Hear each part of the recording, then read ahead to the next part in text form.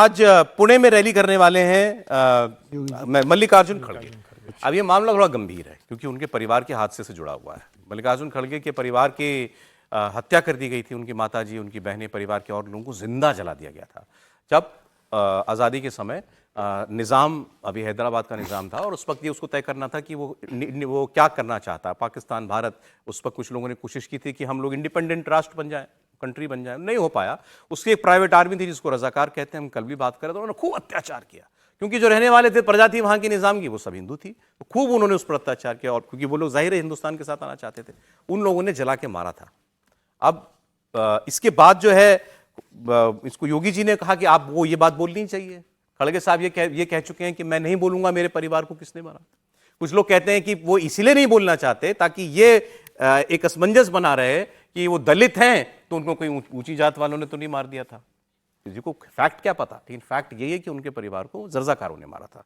अब उनके बेटे का स्टेटमेंट आ गया है। सर, उनके बेटे ये कह रहे हैं कि हाँ, मेरे परिवार को, मेरे पिता के परिवार को रजाकारों ने मारा था, लेकिन इसके जिम्मेदार सारे मुसलमान तो नहीं है ना।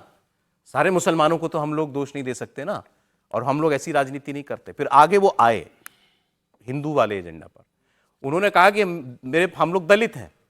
आपकी विचारधारा, योगी आदित्यनाथ से कहना है, आपकी विचारधारा ने दलितों के साथ जितना अत्याचार किया है, तो मैं ये भी तो नहीं कह सकता ना कि जितने लोग आपके समर्थक हैं वो सभी लोग दलितों के साथ हिंसा करने वाले लोग हैं। नाथूराम गोडसे ने महात्मा गांधी की हत्या कर दी थी और नाथूराम गोडसे हत्यारा था, इसमें कहीं कोई शब्द मुझे बचाने की जरूरत नहीं है। लेकिन चित्पावन ब्राह्मणों ने कौन सा अत्याचार कर दिया था जिनको कांग्रेसियों ने खोज खोज के मार डाला था? इंदिरा गांधी की हत्या उनके सिख बॉडीगार्ड्स ने कर दी थी। बिल्कुल, हम सब उस पीड़ा को आज भी महसूस करते हैं, लेकिन देश भर में कांग्रेसी गुंडों ने सिखों का नरसंहार क्यों कर दिया था, यह सवाल तो पूछा जाएगा ना। और अगर दलितों के साथ अत्याचार हुआ, जो राहुल गांधी विदेश की धरती पर जाकर कहते हैं कि जो 80 के दशक में, 70-80 के दशक में दलितों के साथ होता था, आज वो मुसलमानों के साथ हो रहा है, तो इसका मतलब राहुल गांधी के बाप, दादा, नानी जो लोग भी थे, वो सब के सब क्या कर रहे थे? सबके साथ तो गलत काम कर रहे थे। इसका मतलब राजनीति में आप इसका इस्तेमाल तो करेंगे कि हम दलित हैं, हमारे साथ अत्याचार, जबकि आपके साथ कोई अत्याचार नहीं हुआ। जो कुछ आप कह रहे हैं, आपके पिता लोकसभा, राज्यसभा, विधानसभा, देश की सबसे पुरानी पार्टी के राष्ट्रीय अध्यक्ष, आप उनके बेटे, फिर भी मंत्री, आपके बहनोई, वो भी शायद सांसद लड़े थे, क्या जीत गए कि नहीं वो याद नहीं आ रहा है, वो भी शायद हो गए। आपको फ्री में वहां से अर्बन डेवलपमेंट अथॉरिटी से जमीन मिल जाती है, आप वक्फ की जमीन पर कब्जा कर लेते हैं, तब आप दलित नहीं रहते।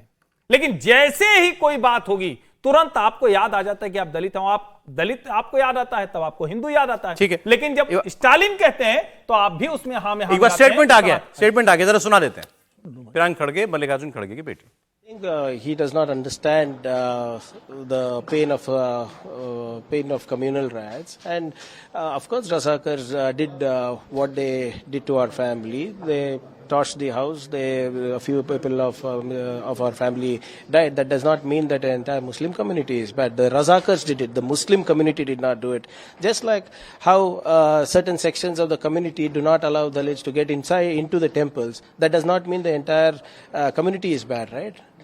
So the atrocities that you do is okay, but the atrocity somebody else does is the community give a community color to it. That's wrong. आज महाराष्ट्र के इलेक्शन में ये मुद्दा क्यों बना? सवाल तो ये होना चाहिए ना सर।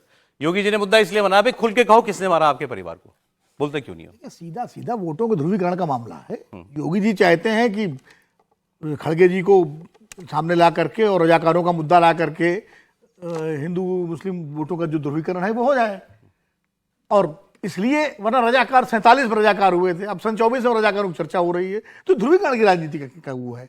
और इसलिए योगी जी ने रजाकारी क्यों चुना?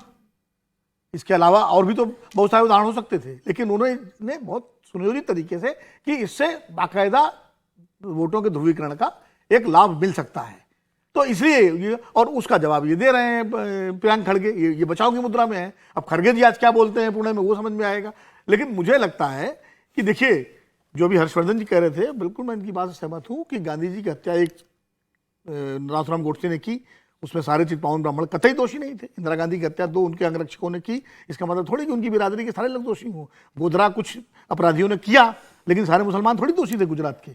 तो इसलिए ये पूरी कम्युनिटी को दोष देना कहीं, ये मुझे लगता है गलत है। चाहे वो 1984 का मामला हो, चाहे वो गांधी जी की हत्या के बाद जो चित्पावनों पर हुआ उसका मामला हो, या 2000 गोधरा के बाद जो गुजरात में हुआ वो मामला हो, या आगे कहीं कुछ भी हो, तो पूरी कम्युनिटी को दोष देना ये कतई उचित नहीं है। कुछ लोग होते हैं गड़बड़, वो करते हैं, उनको पकड़िए, उनको कानून की सजा दीजिए, यही कानून का शासन है। ये मामला भी आगे बढ़ाएंगे योगी जी, आपको लगता है?